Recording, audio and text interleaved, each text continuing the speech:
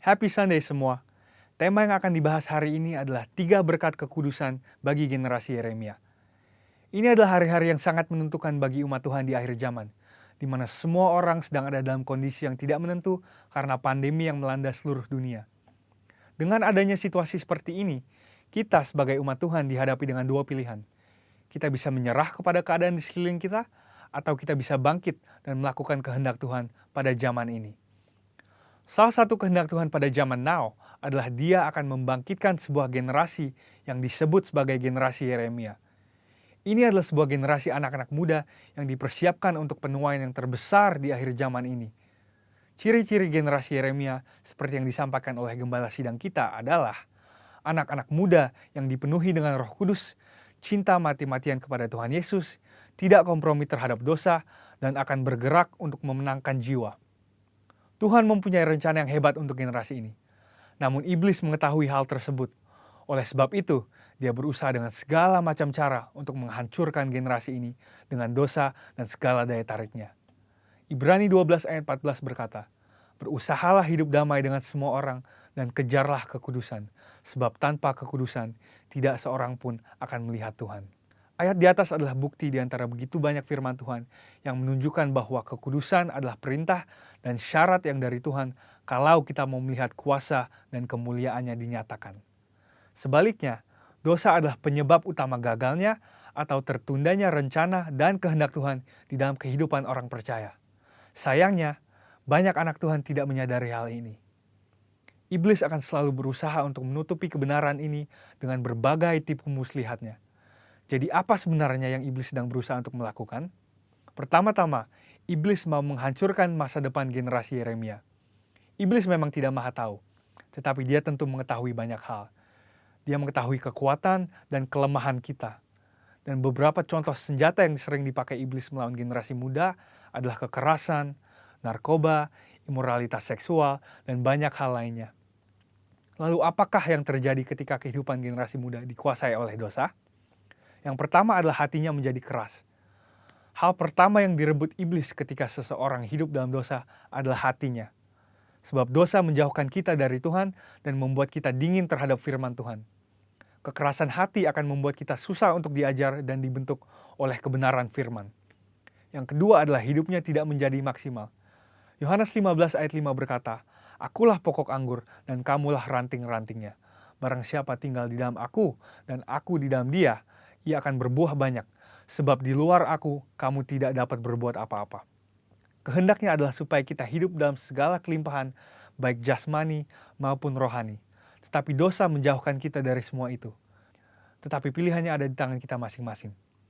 Mari kita menabur yang baik, maka kita akan menuai keberhasilan dan kebaikan bagi kemuliaannya. Yang ketiga adalah kebinasaan kekal.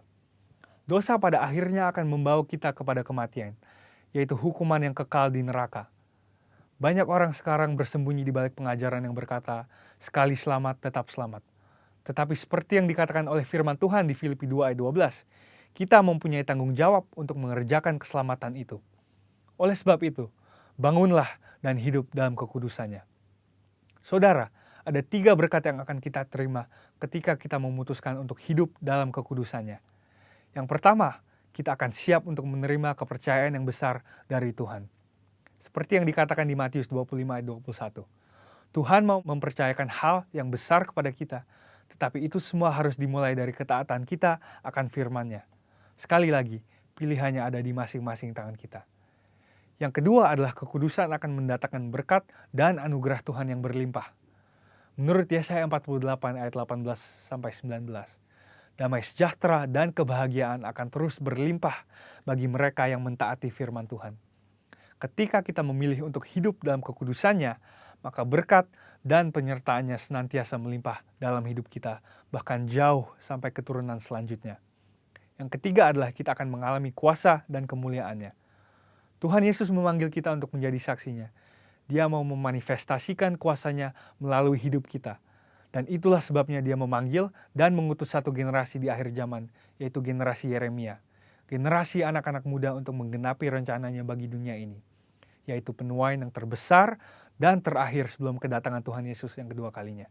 Oleh sebab itu, ambillah keputusan untuk hidup di dalam kekudusan Tuhan, supaya rencananya yang indah digenapi di kehidupan kita semua. Selamat hari Minggu dan Tuhan Yesus memberkati.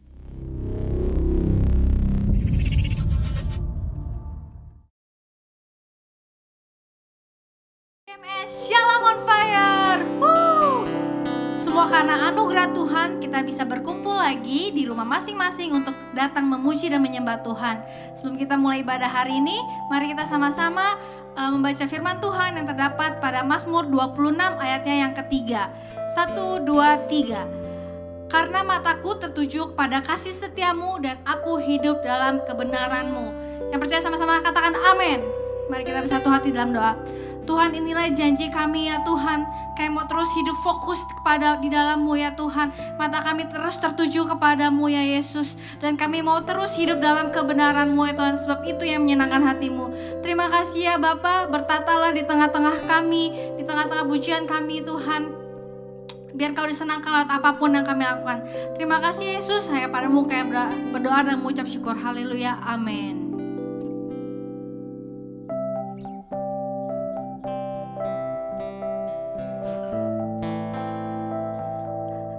Mari sama-sama kita nyanyikan lagu ini dari hati kita dalam. Kita mau buka mata hati kita supaya kita bisa terus tertuju mata kita kepada Tuhan.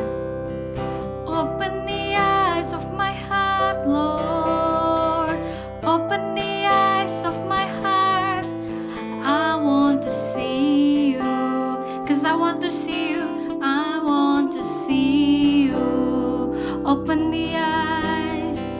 Open the eyes of my heart, Lord. Open the eyes of my heart.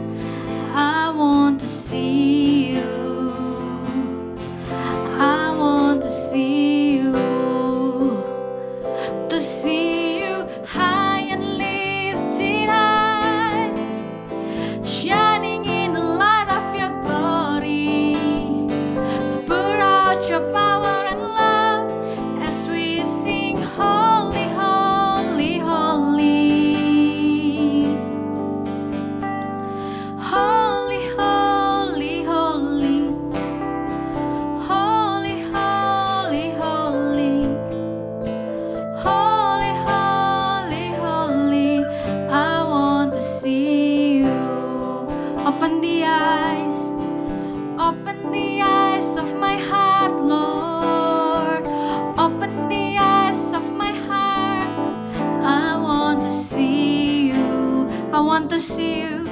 I want to see you. Open the eyes. Open the eyes of my heart, Lord. Open the eyes of my heart. I want to see you. I want to see you. To see you high. To see you high and lifted high, shining in the light of your glory. Pour out your power and love as we sing holy, holy, holy. To see you high and lifted high, shining in the light of your glory. Pour out your power and love as we sing holy, holy, holy. Holy, holy, holy. Holy, holy, holy. You are holy, Lord. Holy, holy, holy. I want to see you. Haleluya. Sebab kita punya Allah yang baik untuk selama-lamanya, kasih setianya bagi setiap kita. Amin. Mari kita terus memuji Tuhan. Lord, you are good. Woo.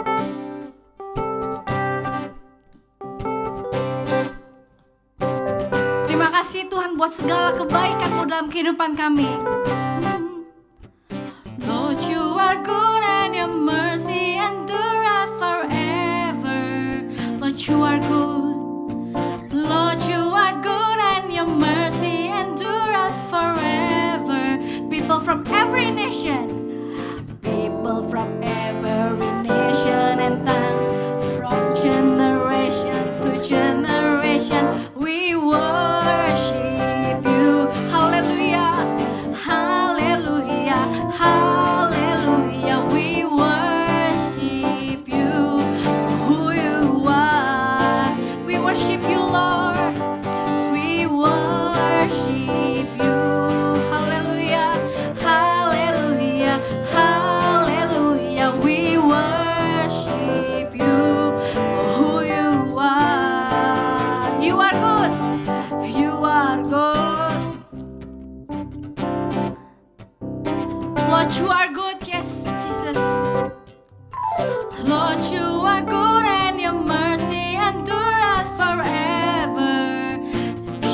Jesus. Lord, you are good and your mercy endureth forever. People, all nations come. People from every nation, from generation to generation, we worship you. Hallelujah, hallelujah, we worship you for who you are. We worship you, Lord, we worship you. Hallelujah, hallelujah, we worship you for who you are. You are good, yes. You are so good, Lord Jesus.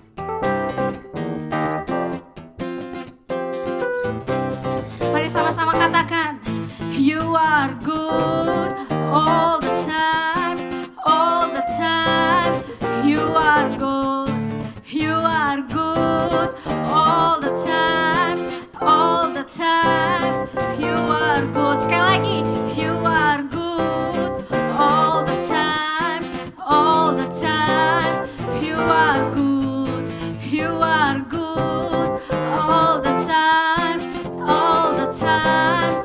You are good. People, people from every nation and tongue, from generation to generation, we worship you. Hallelujah, hallelujah, hallelujah, we worship you for who you are. We worship you, Lord, we worship you.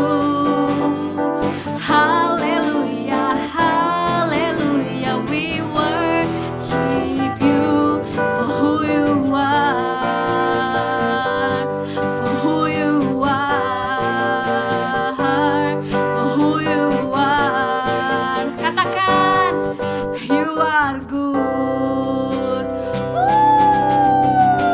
Hallelujah.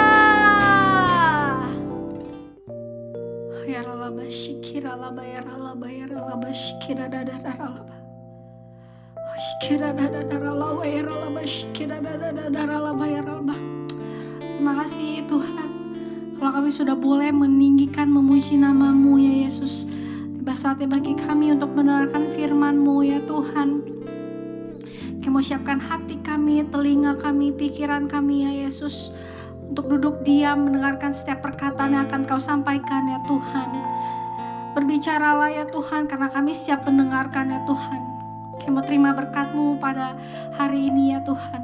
Urapi hamba-Mu ya Tuhan yang akan menyampaikan firman-Mu. Biar setiap firman yang disampaikan ya Tuhan, jadi benih-benih firman yang akan bertumbuh di hati kami Tuhan. Terima kasih Yesus, terpujilah nama-Mu selalu Tuhan. Hanya dalam nama-Mu kami berdoa dan mengucap syukur. Haleluya. Kaulah Bapa kami yang setia. Kau Bapa yang setia, tak pernah sedetik Kau tinggalkan diriku. Hati kami teguh, hatiku teguh di dalam janji-Mu sampai ku melihat kuasa-Mu.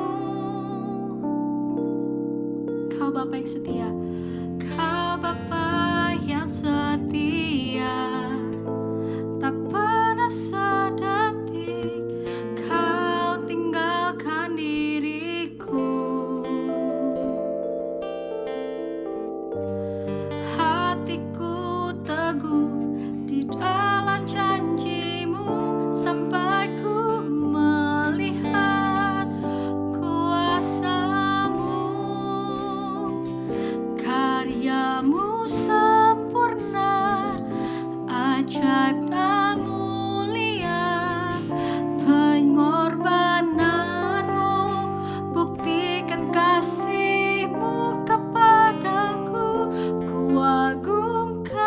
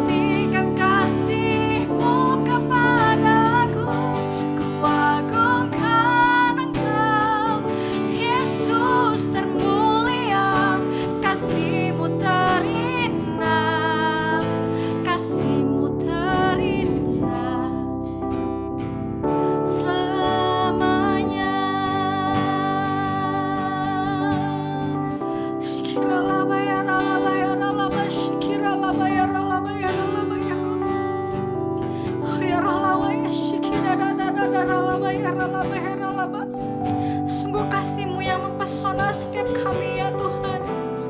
Terima kasih Yesus.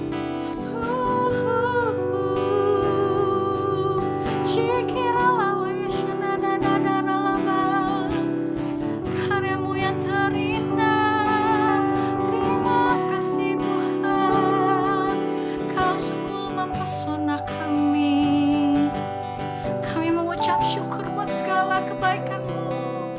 Ya na na na ralaba ya shikira laba ya ralaba ya ralaba ya ralaba shikira da da ralaba ya ralaba ya ralaba ya ralaba shikira laba ya ralaba ya ralaba ya shikira da da ralaba. Sembah Dia.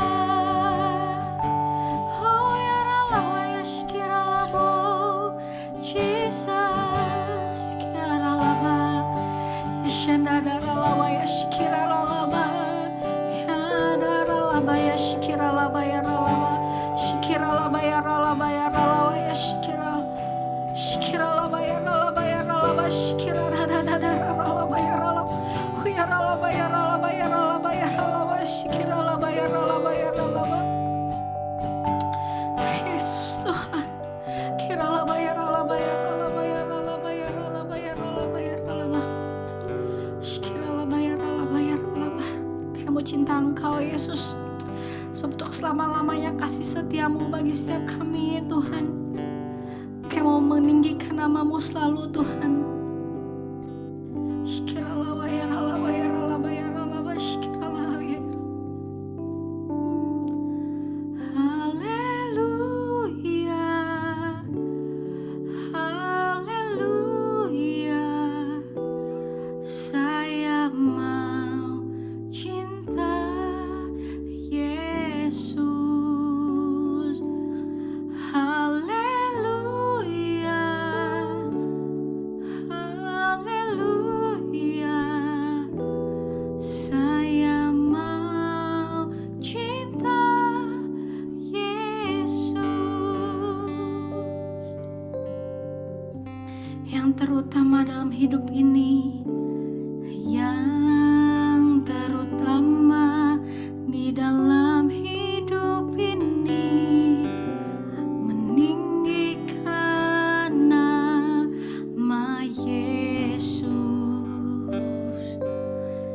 Yang terutama di dalam hidup ini, memuliakan namanya. Yang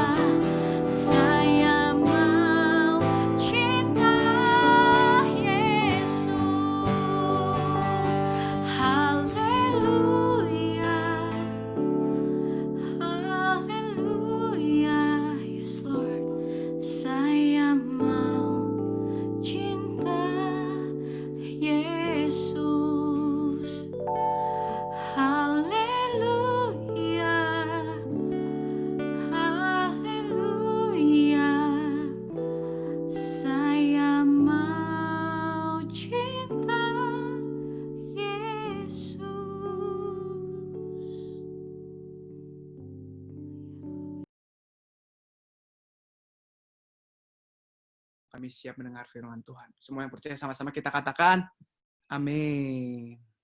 Oke. Hari ini kita mau membicarakan firman Tuhan di dalam Markus 4 ayat 26 sampai 29, nggak usah dibuka dulu, itu cuma permulaan. Kita akan berbicara tentang, di dalam Markus 4 ini kita akan berbicara tentang perumpamaan tentang benih yang tumbuh gitu. Dan Markus mengajarkan kita bagaimana proses benih yang tumbuh, sebelum dia tumbuh besar dan sebelum dia menghasilkan buahnya, dia itu hanyalah sebuah benih yang kecil, sebuah benih yang nggak diperhitungkan ya, namanya benih kan kecil ya. Apa sih hal terkecil yang pernah kita lihat, yang pernah bisa kita lihat? Mungkin benih itu nggak paling kecil, tapi benar-benar salah satu yang paling kecil gitu. Nah, dan judul khotbah hari ini saya mau izinkan saya memberikan judul khotbah hari ini adalah pertumbuhan yang sehat menurut takaran Kristus. Oke. Nah, mari kita buka Markus 4 ayat 26 sampai 29. Boleh di-share itunya, ayatnya.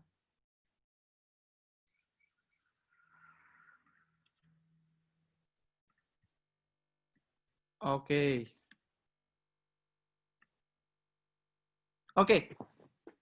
Saya bacakan saudara-saudara.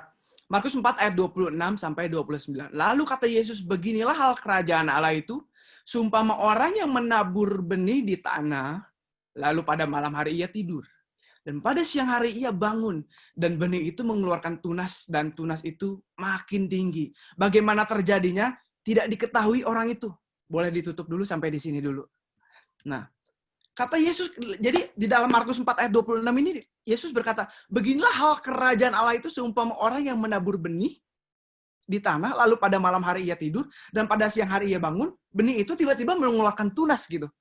Nah, saya percaya, setiap anak-anak Tuhan pasti menginginkan yang namanya sebuah pertumbuhan. Baik itu pertumbuhan rohani, yang pertama, baik itu pertumbuhan di dalam keluarga kita, baik itu pertumbuhan di dalam bisnis kita, karir kita, baik itu pertumbuhan di dalam pertemanan kita, baik itu pertumbuhan di dalam parenting kita. Nah, hari ini kita mau belajar gitu. Ternyata Tuhan Yesus berkata begini, hal kerajaan Allah itu seumpama orang lagi nabur benih, ditabur pagi-pagi, terus dia tidur malam hari, besoknya tunas itu tumbuh. Nah, yang saya mau bicarakan adalah gini, ternyata pertumbuhan itu terjadi dengan sendirinya. Kalau kita memfokuskan diri kita dengan, kapan ya bisnis aku berhasil? Kapan ya pelayanan aku berhasil? Kapan gereja aku jadi 1.000 orang ya? Kapan ya? Terlalu banyak pertanyaan, terlalu banyak pemikiran. Padahal firman Tuhan berkata, menurut ukuran firman Tuhan, pertumbuhan itu pasti terjadi. Dan nggak bisa dipungkiri itu akan terjadi. Tanpa kita harus memikirkannya. Yang paling pertama, yang penting kita mau menabur. Menabur apa? Kalau hari ini, kalau bagi para pelajar, kalau kalian mau berhasil di dalam pelajaran kalian tabur apa? Jangan malas. Kerjakan tugas dengan sungguh-sungguh. Kalau saya dulu gagal. Karena dulu saya nggak mengerti firman Tuhan, makanya saya nggak naik kelas 2 kali.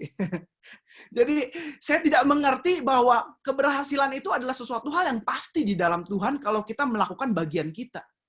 Pelajar datang on time, kerjain tugas yang benar. Kalau nggak tahu, bertanya, karena malu bertanya sesat di jalan. Malu bertanya yang nggak dapat jawaban gitu. Kalau di sekolah saya bertanya dapat jawaban dari guru, puji Tuhan. Nah, bagi para pekerja, datanglah on time. Simple banget, datang on time. Atau kalau bisa, ya kalau saya ngeliat ke Howard itu contohnya. Kalau kerja itu ya, dia suka kalau setengah jam sebelum itu datang duluan gitu. Datang duluan ke tokonya, katanya nggak suka kalau datang terlambat, kayaknya nggak enak gitu. Nah, dia prepare semua. Makanya hari ini dia dipercayakan untuk menjabat sesuatu posisi yang lumayan tinggi gitu. Dibandingkan saya yang bekerja di kos, yang selama 8 tahun saya hanya menjadi sebuah pegawai. Karena saya tidak mengerti bahwa saya hidup bukan sembarangan saudara-saudara. Karena saya nggak fokus di bidang saya, jadi saya ngerasa udahlah datang, ya udah datang, kalau lagi terlambat. Tapi saya tidak mengerti bahwa saya bisa menjadi seseorang, saya bisa menjadi sesuatu, kalian semua bisa menjadi sesuatu kalau kalian melakukan bagian kalian. Simple. Do the best, tabur bagian kalian, sisanya malam hari kalian gak usah pusing bisnis kalian bakal lancar atau enggak, kalian gak usah pusing gereja kalian bakal lancar atau enggak, kalian gak usah pikir suami kalian bakal cinta sama kalian atau enggak. Kalau kalian udah mencintai dia bakal mencintai balik. Kalau kalian mencintai istri kalian bakal mencintai kalian balik. Simple. Apa yang kamu tabur, itu yang kamu tuai. Nah, saya cuma mau bilang gini, segala sesuatu yang besar selalu dimulai dari hal yang paling kecil. Karena benih itu berbicara tentang 3 hal, saudara-saudara. Benih itu sering terlihat kecil, insignificant. Sometimes kalau kita melakukan sesuatu hal yang kecil, kalau contohnya saya jujur karena di dalam akhir-akhir ini, dalam kesibukan, saya dan istri saya, mungkin kita di dalam kesibukan sehari-hari, kita bisa aja lupa melakukan hal-hal yang kecil. Hal-hal yang kecil apa? Mungkin ngerangkul istri saya. Mungkin saya udah kayak, terlalu sibuk. Nah, ntar kalau kita udah melupakan sesuatu hal yang kecil, terus ntar saya mikir, kok istri saya jadi nggak perhatian ya sama saya? Kok suami saya jadi nggak perhatian sama saya? Ya, yes. Karena pohon yang besar pun, kalau nggak disirami bisa mati, saudara-saudara. So, dalam hal menabur, dalam hal pertumbuhan, sesuatu hal yang besar itu tetap dimulai dari hal yang kecil. Kita nggak bisa expect sesuatu yang besar terjadi di dalam kehidupan kita kalau kita nggak memulai sesuatu hal yang kecil. Kita nggak bisa expect suami kita mencintai kita kalau kita tidak melakukan hal yang kecil. Karena saya jujur banget gitu. Saya jujur banget. Ini selalu banyak kesaksiannya. Karena saya banyak kekurangan dan kekurangan saya semoga jadi berkat gitu ya. Di dalam kekurangan saya awal-awal tahun pernikahan, saya itu orangnya malas kerja, udah sekolah cuma berapa jam lah ya, 20 jam, terus kerja cuma 12 jam, 15 jam, dan istri saya sampai harus kerja 50 jam, dan lain-lain, dan dia harus sekolah, dan dia sacrifice waktunya, dia tetap pagi-pagi masakin saya, gitu. Dan akhirnya, ya istri saya kan udah bohwat sama saya, karena kemalasan saya dulu, saudara-saudara. Akhirnya, tanpa henti-hentinya, dia melakukan hal yang sama. Dia menabur benih. Dia tetap siapin makanan buat saya. Kalau malam saya pulang kerja, saya disiapin makan. Padahal yang capek dia gitu. Yang capek dia, yang ngerjain semuanya dia. Pusing nggak saudara-saudara? Tapi akhirnya saudara-saudara, saya diubahkan oleh Tuhan. Saya diubahkan oleh Tuhan melalui taburan cinta. Yang ditabur oleh istri saya. Saya bingung, ini kenapa istri saya? Dia udah capek, dia udah banyak kerjaan, udah sekolah S1 waktu itu, sedangkan saya jujur waktu itu sekolahnya college kan, lebih mudah. Tapi dia menabur bagian dia melakukan bagian dia dengan sungguh-sungguh sebagai seorang istri. Dan akhirnya hati saya luluh, dan akhirnya, kayaknya nggak bisa hidup malas gini terus. Nah, itu cuma sebagai contoh, itu intermezzo doang. Itu intermezzo bahwa kita nggak bisa expect sesuatu hal terjadi di dalam kehidupan kita tanpa kita menabur sesuatu. Karena apa yang ditabur orang, itulah yang dituainya. Nah, balik lagi, saya percaya semua kita, baik yang masih muda di sini, baik yang udah bersuami, baik itu yang udah berkeluarga, baik yang di dalam pekerjaan, baik di dalam pelayanan, saya yakin semua ingin bertumbuh, semua ingin berkembang. Dan kita mengaminkan ayat-ayat yang ada di dalam Alkitab, khususnya Ulangan 28 Ulangan 28 ayat 13 yang berkata gini, Tuhan akan mengangkat engkau menjadi kepala dan bukan ekor. Engkau akan tetap naik dan bukan turun apabila engkau mendengarkan perintah Tuhan Allahmu yang kusampaikan pada hari ini, kau lakukan dengan setia. Yes, amin Tuhan. Aku pasti naik, keluarga aku dipulihkan, yes. Amin. Terus udah gitu, usahaku meningkat, yes, amin Tuhan. Yes. Sekolahku berhasil, yes. Tapi ada 2 hal yang perlu kita garis bawahi di dalam firman ini. Tuhan akan mengangkat kita naik dan bukan turun menjadi kepala, bukan ekor. Apabila kita mendengarkan perintah Tuhan Allahmu. Jadi yang saya mau garis bawahi yang pertama adalah perintah Tuhan di dalam kehidupan kita. So, kalau kalian bertanya gitu, perintah Tuhan apa sih? Banyak, saudara-saudara. Kalau mau jabarin perintah Tuhan, saya kemarin search, ada 613 hukum Taurat. Maksudnya hukum yang tertulis di dalam hukum Taurat itu. Kalau nggak salah, kalau salah, mohon maaf, Agam boleh dikoreksi. Ada 613 hukum. Banyak. Tapi 613 hukum itu, semua hukum itu tujuannya cuma punya 2. 2 tujuan dari seluruh hukum yang Tuhan ciptakan itu. Yang pertama apa? Supaya kita bisa mencintai Tuhan. Dan yang kedua, supaya kita bisa mencintai sesama kita. Segala hukum itu Yesus rangkum menjadi 2 hukum. Kasihilah Tuhan Allahmu dengan segenap hatimu dan dengan segenap jiwamu dan segenap kekuatanmu, dan kasihlah sesamamu manusia seperti kamu mengasihi dirimu sendiri. So, dari 613 hukum ini Yesus rangkum. Nih, Yesus bilang, tujuan aku kasih hukum ini tuh cuma 2. Supaya kamu bisa respect Tuhan, Sang Pencipta yang mencintai kalian. Dan supaya kalian bisa mengasihi sesamamu sebagaimana Tuhan juga udah mengasihi kita. Makanya kalau kita di dalam perjanjian lama selalu disebutkan, gigi ganti gigi, mata ganti mata. Maksudnya itu cuma contoh doang di dalam salah satu hukumnya. Apa sih tujuannya gigi ganti gigi? Supaya kalau kamu cabut gigi orang, kamu harus dicabut juga giginya. Supaya apa? Supaya kamu bisa merasakan penderitaan orang. Kalian pengen gak sih? Kita pengen gak sih diomongin orang di kerjaan? Kalau kita nggak pengen diomongin orang di kerjaan, ya jangan omongin orang. Maka dari itu mata ganti mata. Sebenarnya tujuan dari seluruh hukum firman Tuhan itu, hukum Taurat itu adalah apa? Supaya kita bisa merasakan penderitaan orang. Oh, ternyata dicabut giginya nggak sakit. Oh ya, sorry nih. Lain kali nggak mau cabut gigi kamu lagi gitu. Cabut aja gigiku. Nah, jadi poin yang pertama yang mau saya sampaikan adalah, dalam hal apapun yang kita kerjakan hari ini, baik di dalam rumah tangga, baik di dalam parenting, dalam mengurus anak, baik di dalam hubungan pertemanan, baik di dalam hubungan pernikahan, di dalam pertemanan dan pekerjaan, bisnis, dan lain-lain. Do everything with love. Kasihilah Tuhan Allahmu dan kasihilah sesamamu. Ketika ini adalah perintah Tuhan, saudara-saudara. Ketika fokus kita untuk mengasihi Tuhan, ketika kita fokus untuk melakukan segala sesuatu pekerjaan kita untuk melakukan buat Tuhan, seperti firman Tuhan berkata, lakukanlah segala sesuatu seperti melakukannya untuk Tuhan. Jangan lakukan sama seperti untuk manusia, karena kalau untuk manusia kita bakal kecewa.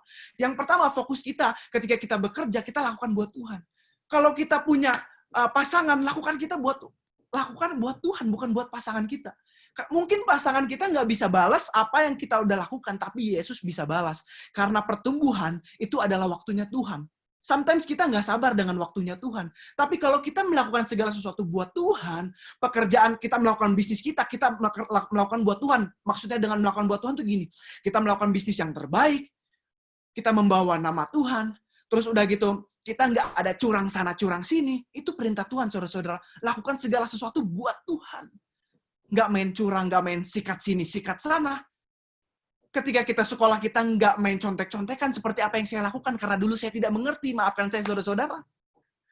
Tapi, itulah maksudnya lakukan segala sesuatu buat Tuhan. Lakukan segala sesuatu buat Tuhan. Entar pertumbuhan, waktunya Tuhan. Karena yang mau saya sampaikan di dalam poin ke-1 ini, do everything with love. Karena pertumbuhan adalah bagiannya Tuhan.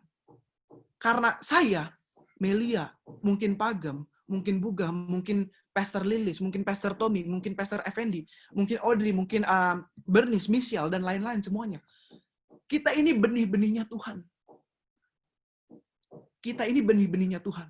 Maksud saya gini, mungkin di mata Tuhan saya ini biji jambu. Tapi mungkin istri saya itu di mata Tuhan tuh biji apel. Tapi sebaliknya, mungkin Pastor Lilis itu biji mangga. Saya nggak tahu mangga itu punya biji atau nggak. Tolong maafkan saya. Dan mungkin Audrey itu biji jeruk. Yang mau saya sampaikan adalah gini. Ketika kita melakukan everything with love, melakukan segala sesuatu buat Tuhan dan buat mengasihi sesama. Hey, kita semua punya waktu yang berbeda. Setiap buah, setiap biji memiliki waktu yang berbeda dengan ketentuannya dari Tuhan. Mungkin hari ini orang lain, kalau saya ngeliat, Andi Ambarita gitu, seorang penyanyi. Kan saya juga mau jadi penyanyi gitu. Andi Ambarita, mungkin dia di mata Tuhan biji jeruk, udah dipersiapkan. Oh, dia cepat tumbuhnya. Mungkin hari ini saya biji salak, mungkin lama gitu, pelan-pelan. Bukan berarti maksudnya, bukan berarti, yang satu harus lama, yang satu harus cepat. Bukan, no. Kita fokus ngelakuin bagian kita. Bukan membanding-bandingkan diri kita dengan lain. Jangan pernah membandingkan jambu dengan jeruk. Jangan pernah membandingkan jambu dengan apel. Karena apel dan jeruk memiliki kenikmatan yang berbeda. Memiliki ciri khas yang berbeda. So, kalau kita dikasih talenta satu hari ini, lakukan. Kalau kita dipercaya untuk menjadi seorang istri, lakukan. Kalau kita dipercaya untuk menjadi seorang pekerja, lakukan yang terbaik. Jangan ngelihat kok, oh orang ini udah berhasil. Wah nggak bisa nih. Wah orang ini bisnisnya udah lancar. Aduh pusing dah. Gimana nih bisnis gue belum lancar? Gimana bisnisku belum lancar? Stop membandingkan diri kita dengan orang lain. Karena kita punya race-nya masing-masing. Karena race yang Tuhan tentukan buat kita, talenta yang Tuhan berikan buat saya, dengan orang lain berbeda. Talenta yang Tuhan berikan buat kalian dan orang lain berbeda. Jangan pernah samakan. Dan prosesnya pun berbeda, dan hasilnya pun berbeda, dan waktunya pun berbeda. Yang pertama, do everything with love. Lakukan segala sesuatu buat Tuhan. Oke? Dan yang kedua, kita mau masuk ke dalam yang namanya, setelah kita melakukan everything with love, kita mau masuk ke yang namanya spiritual rest. Spiritual rest. Kita tahu, siapa yang suka tidur? Angkat tangannya. Ya, saya juga pencinta tidur. Oh, no. No, kita tahu ya, ketika kita tidur, pikiran kita bukannya berhenti, tetapi beristirahat. So, kalau tubuh kita perlu beristirahat, spirit kita pun perlu yang namanya istirahat. Namanya spiritual rest. Spiritual rest. Karena tanpa spiritual rest, kita akan penuh dengan kekhawatiran. Karena tanpa spiritual rest, hidup kita kocar-kacir. Karena pengennya cepet.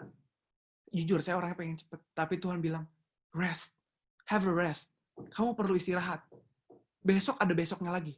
Hari ini, kalau kamu hari ini kerjaannya cuma bisa nabur sama siram, ya udah, rest. Istirahat. Kita lanjutkan di dalam ayat yang Markus 4 ayat 28. Bumi dengan sendirinya mengeluarkan buah. Saya bacakan kalau nggak ada Alkitabnya. Oh ya, udah disiapin. Bumi dengan sendirinya mengeluarkan buah. Mula-mula tangkainya, lalu bulirnya, kemudian butir-butir yang penuh isi dalam bulir itu. Saya cuma bilang, bumi dengan sendirinya mengeluarkan buah.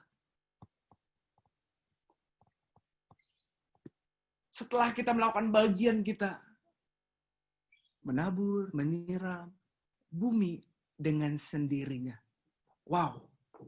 Sebenarnya kalau kita ngomong secara ilmiah, kita bisa jelasin gimana proses benih yang boleh ditutup ayatnya. Gimana proses sebuah benih yang udah ditabur, yang disirami setiap hari. Ntar dia tumbuh kan? Dia tumbuh karena ada proses yang namanya H2O dicampur CO2. Saya nggak ngerti, saya bukan orang biologi. Maksud saya, kalau kita mau ngomongin proses ilmiahnya, yes bisa, tapi terlalu rumit guys. Saudara-saudara, terlalu rumit untuk mendeskripsikan pekerjaan Allah yang begitu luar biasa.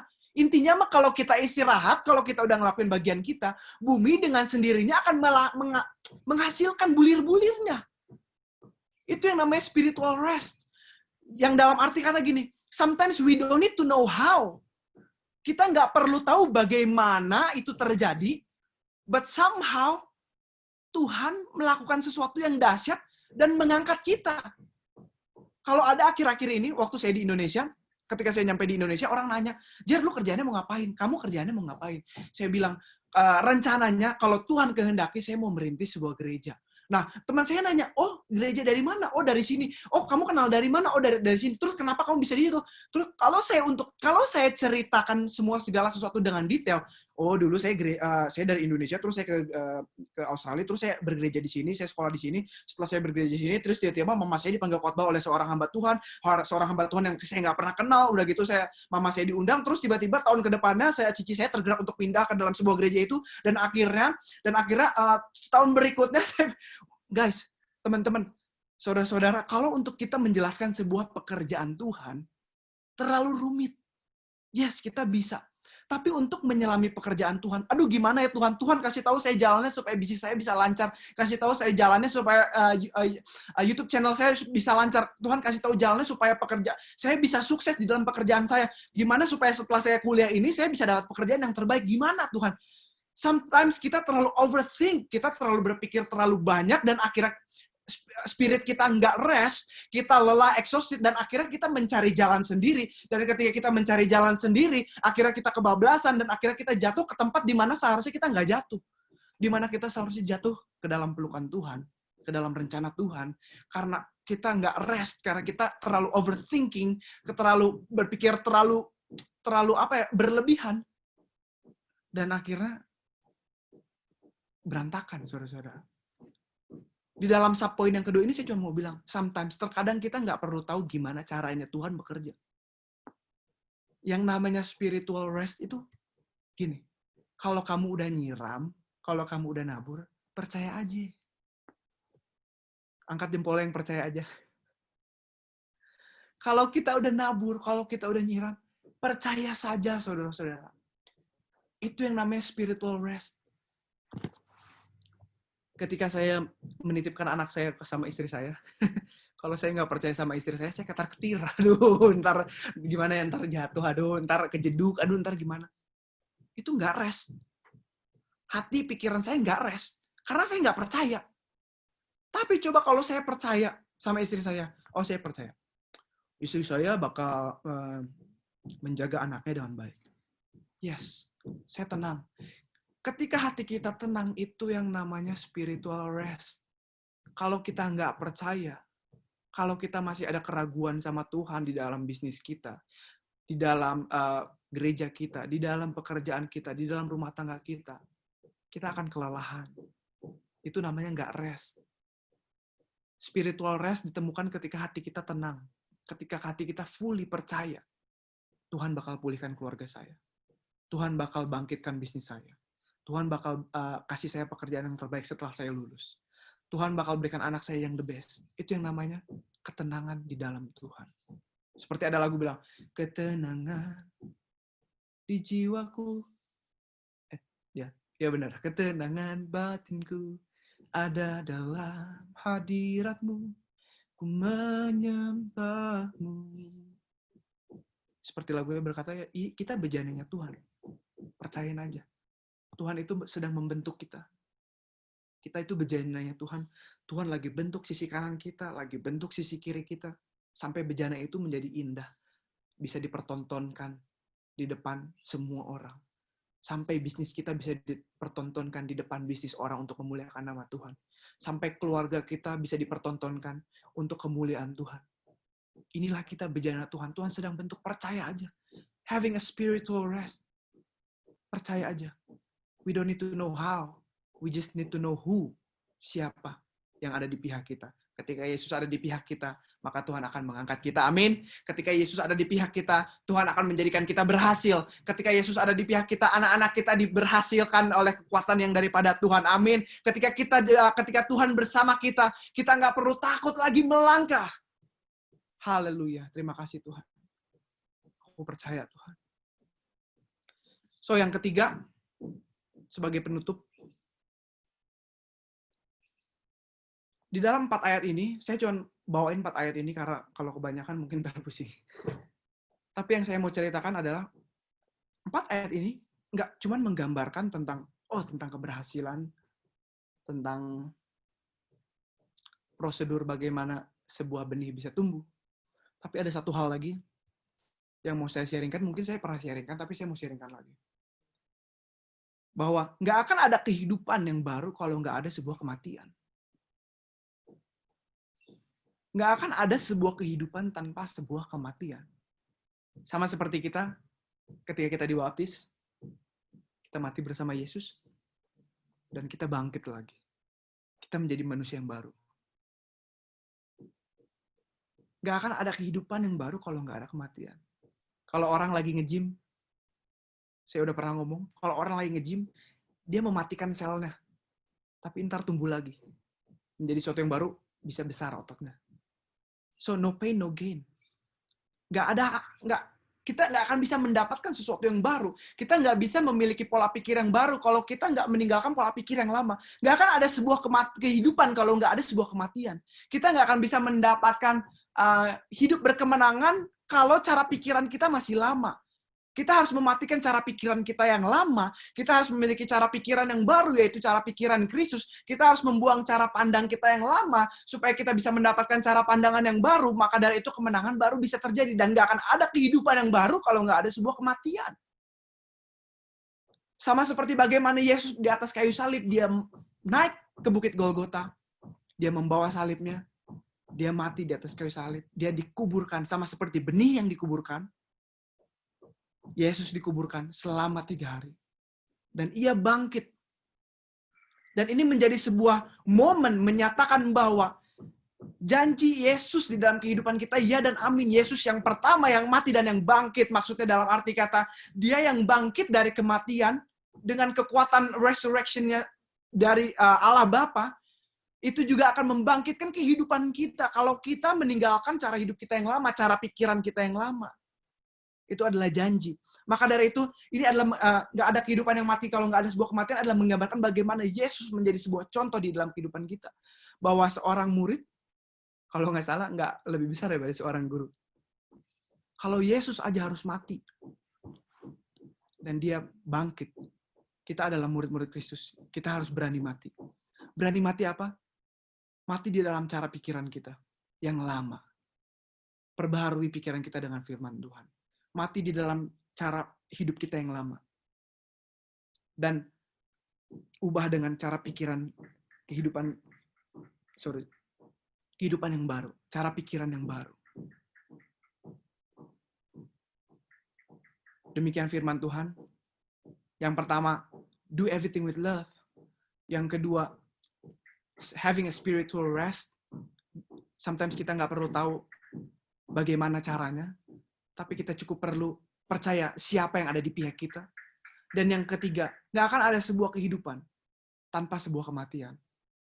Yang artinya, kita harus mati bersama Yesus dan bangkit bersama Yesus. Mati di dalam dosa-dosa kita, mati di dalam pikiran kita yang lama, dan bangkit di dalam pikiran yang baru yang Tuhan Yesus sediakan. Mari semua pejamkan mata kita mau berdoa. Tuhan, terima kasih untuk kebaikan-Mu, terima kasih untuk kemurahan-Mu, Tuhan. Terima kasih untuk semua kebaikan-Mu di dalam kehidupan kami. Kami mau, Tuhan, bangkit bersama-Mu, Tuhan.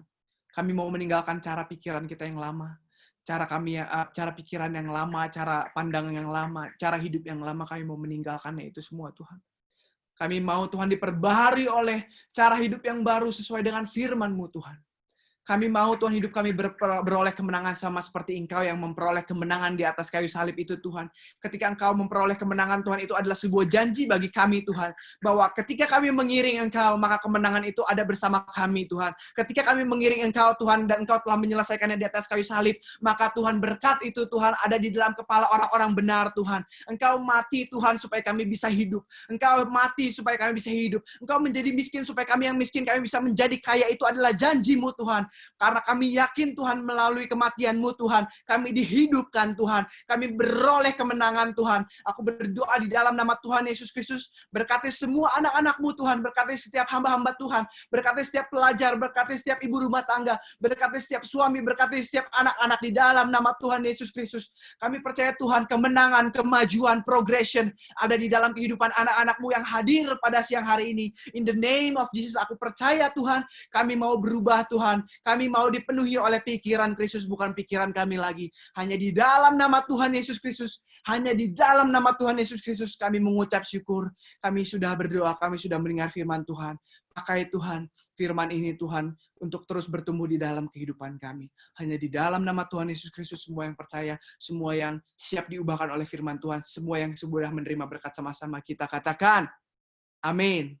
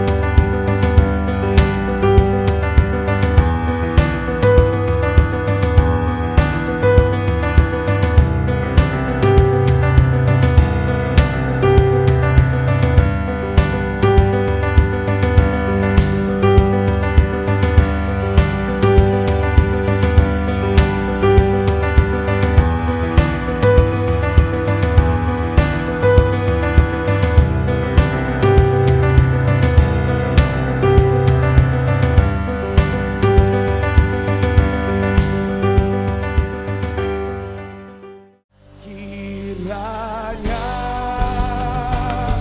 Engkau memberkati aku berlimpah-limpah. Dan memperluas daerahku, dan kiranya tanganmu menyertai aku dan melindungi aku. Daripada malapetaka sehingga ya Tuhan, tidak menimpa. Mari sekali lagi, kiranya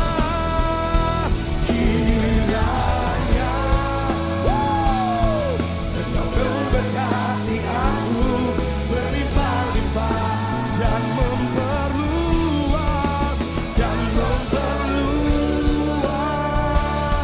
daerahku. Dan kiranya